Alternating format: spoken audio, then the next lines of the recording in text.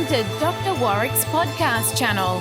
Warrick is a practicing cardiologist and author with a passion for improving care by helping patients understand their heart health through education. Warrick believes educated patients get the best health care. Discover and understand the latest approaches and technology in heart care and how this might apply to you or someone you love.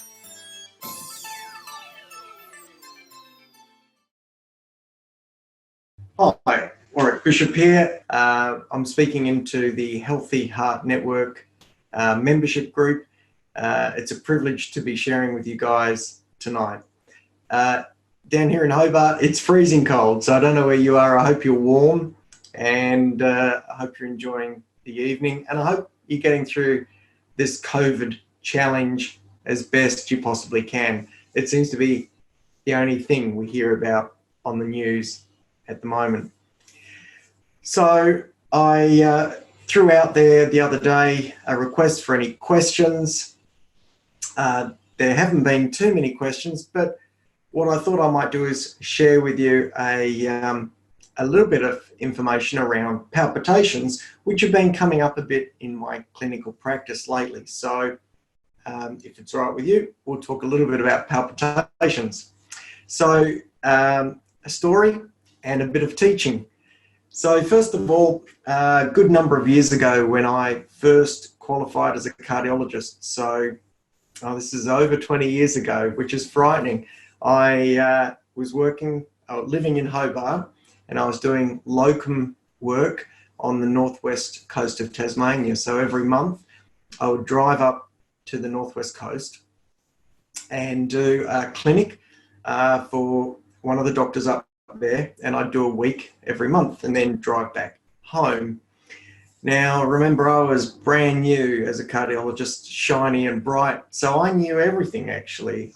Fortunately, clearly I was blessed and had the opportunity to share that knowledge with the community up in the northwest coast of Tasmania. So what I'd like to do is tell you a story about a patient who came to see me who had palpitations. Now, this guy was in about his mid-50s. Truth be told, he's probably about the age I am now. And he walked in on one day, and I don't know if you've ever felt it, but this was a guy who, when he walked into the room, the temperature of the room sunk.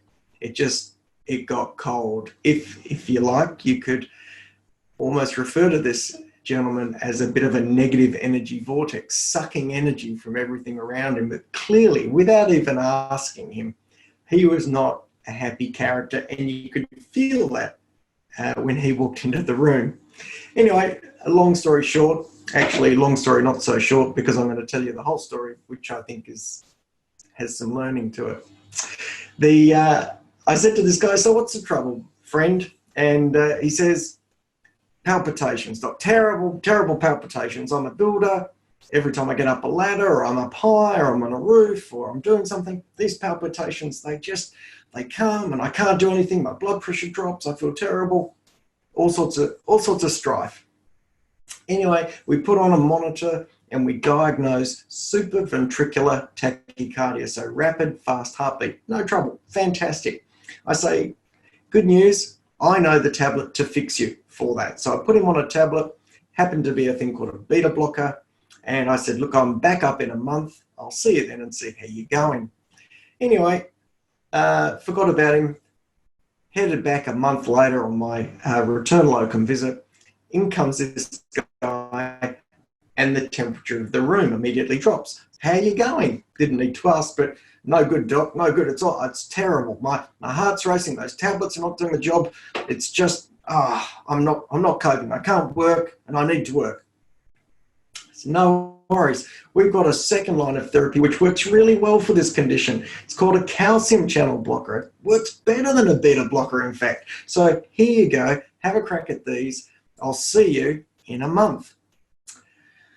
Well, I was intrigued this time to catch up with him in a month and see how he was going. And lo and behold, that 4 weeks came around pretty quick. He visited or returned for his follow-up appointment, said, "Hey, how you going?" Again, on this occasion, I didn't need to ask. His face was long. He was miserable. You could tell he wasn't very happy. And so I said, how is it? He says, oh, terrible, doc, terrible. I can't. The heart's still racing. I'm not able to work. It's no good. I get up on ladders or in high places and it's playing around. And I said, look, absolutely no problem at all. But because I'm a newly qualified cardiologist, I know all about treating this condition. And the good news is we've got a special procedure where we can put wires up into the heart and literally eradicate that irregular pulse and nip it in the bud. Really break that short circuit and fix you up for good. That has to be done in Melbourne, but you know what?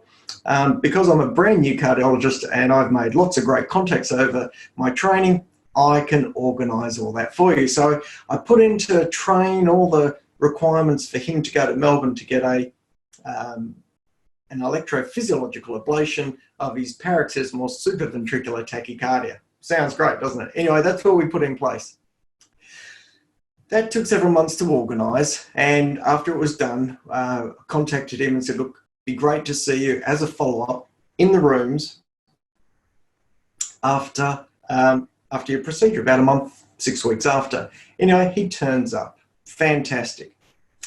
Walks into the room, and to my shock and horror, the temperature dropped. He looked miserable. He looked bereft. He looked unhappy. I girded the loins, called on my intestinal fortitude, and I said, how are you? Knowing what he'd say, he said, oh, doc, no good. Heart's still playing up. This is terrible. No good at all. Anyway, I couldn't believe this, actually, because I thought we were going to have fixed him. I thought by this stage, a bright, shiny, new, clever cardiologist like myself should have been able to sort this guy out. Anyway, I said, look, we'd better just put another monitor on because the palpitations this time sounded a little bit different to previous. So we put on a monitor. I saw him in a month, and when he came back, he actually had palpitations he was documenting on his Holter monitor. That's the device that we put dots on the chest and monitor the electrical activity of the heart, and you wear it for 24 hours. He was documenting his symptoms correlating with a palpitation that we call ventricular ectopic beats. So it is an unusual or a slight variance to normal rhythm, but it's certainly not what he got sent over to Melbourne for. Anyway, I gave him a little bit of atenolol, bit of beta blocker, which should have settled the ventricular ectopic beats down. Also said that you might want to use some other bits and pieces like magnesium or fish oil, and they can certainly help. Now, I was fairly optimistic that this should have settled this gentleman's symptoms down, and we scheduled an appointment, you guessed it, for 4 weeks later. 4 weeks later, I'm very hopeful that I've finally been able to help this man get back to work, because he was a builder and he wanted to really be able to continue with his work and obviously run the business. He came in 4 weeks later. To my shock and horror, I didn't have to ask him how he was going, but I did. How is it? I said.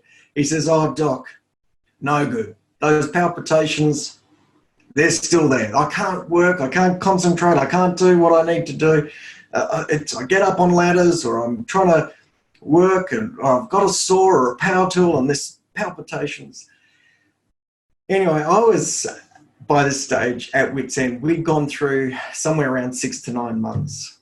I really didn't know what to do. And so I sat back in my chair momentarily. I took a breath and thought about it. I put my pen down on the table and I looked at this man and I said, honestly, mate, I think you know as well as I do, we've done absolutely everything that we can possibly do to help you with your palpitations. You've had the appropriate medication, you've had a procedure, you've had follow-up and subsequent medication which should have done the job. And really and truly, it's not working. Something's not right. What's going on? And he sat there for a moment, reflected, for what appeared to be seconds and said, "Doc, it's my wife," and proceeded to let me know of all the hardship he'd been having at home over the last year or two. Now, I have to say, I had no idea what to say, but I felt almost pinned back in the chair listening to this man sharing the anxiety and stresses from his relationship. Now, I had figured myself as a bright, shiny new cardiologist who knew all about palpitations and how to fix palpitations, but I wasn't someone who could counsel people on home affairs or home issues. But I said to this guy, "Friend, I don't know too much about this, but what I do get is that somewhere you have to make a decision to either stay where you are and live in this relationship and choose to be happy with it, or choose that this relationship is not for you and get yourself out of it." And I haven't got a tablet for that. I think you just have to think about it and make a choice. And I'd look forward to seeing you in a month. Well, lo and behold, a month came around. I was looking forward to seeing this gentleman more out of curiosity than anything else by this time. I'm sitting in my office. He comes into the room. Actually, I wasn't sitting in my office. I went out and got him, brought him into the room, and something was different. The temperature didn't drop. He almost had a smile on his face. I sat down in the chair on my side of the desk to consult and said, "Okay, how are you going?" He said, "Pretty good." I said, "What have you done?" He said, "Doc, I've left her." I said, "Okay." I said, "How's the heart?" He said, "No problem." I said, "Do I need to see you again?" He said, "No, I don't think so. I think I'm okay." I said, "Well, I wish you the very best," and off you go. Never saw the gentleman again, but I learned such a lot that day as a brand new shiny cardiologist that it blew me away, and I've never forgotten the story. You have been listening to another podcast from Dr. Warrick. Visit his website at drwarrickbishop.com for the latest news on heart disease. If you love this podcast, feel free to leave us a review.